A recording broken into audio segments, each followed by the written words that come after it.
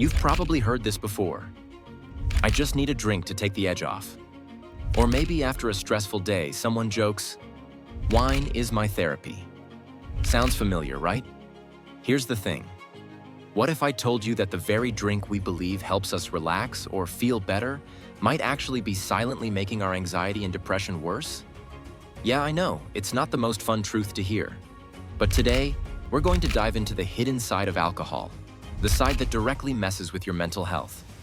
Let's be real. Alcohol is everywhere. From Friday night get-togethers to wedding toasts, to that glass of wine people say is good for the heart. It's woven into our social lives and culture. For many, it feels like no big deal, just part of normal life.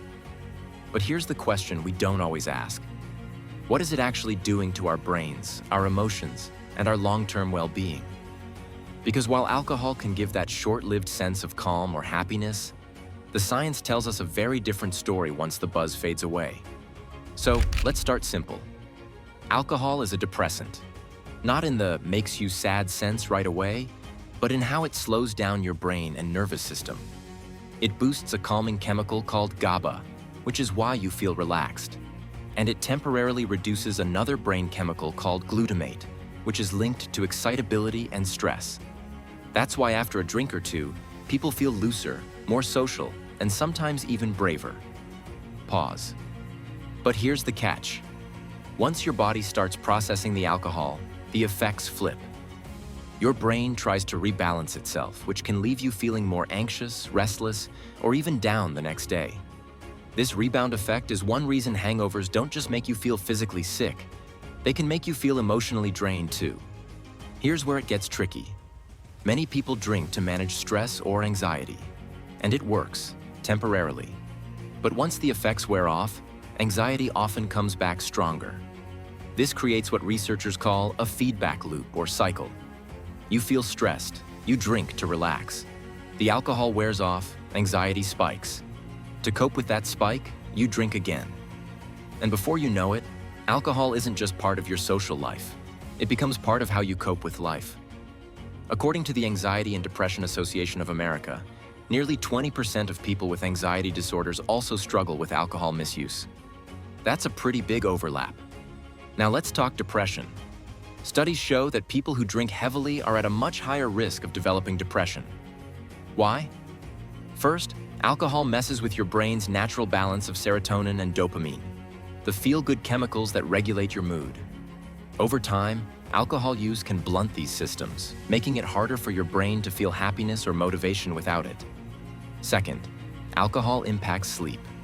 Sure, it might knock you out faster, but research from Harvard Medical School shows it actually disrupts REM sleep, the stage most important for emotional regulation and memory.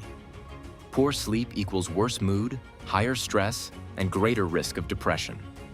It's like borrowing happiness from tomorrow, but with heavy interest added on. Okay, let's address the elephant in the room. You've probably heard the idea that a glass of red wine is good for the heart. While it's true that certain compounds in wine, like resveratrol, can be beneficial, the overall health risks of alcohol often outweigh the benefits. The World Health Organization recently stated that no amount of alcohol is completely safe for health. That doesn't mean one drink will ruin your life. But the narrative that alcohol is somehow healthy is, well, misleading. Fun fact, did you know the idea of moderate drinking is good for you actually came from studies funded by, you guessed it, the alcohol industry? Pause. Yep, always follow the money. So, what can you do if you're noticing that alcohol is affecting your mood, your stress, or your overall mental health? Imagine this. There's someone. We'll call her Sarah. She's a 29-year-old working professional who's constantly juggling deadlines, meetings, and late-night emails. Every evening, she pours herself a glass of wine, telling herself, "I deserve this. It helps me relax." At first, it works. She feels calmer, even a little happier. But over time, she notices something odd.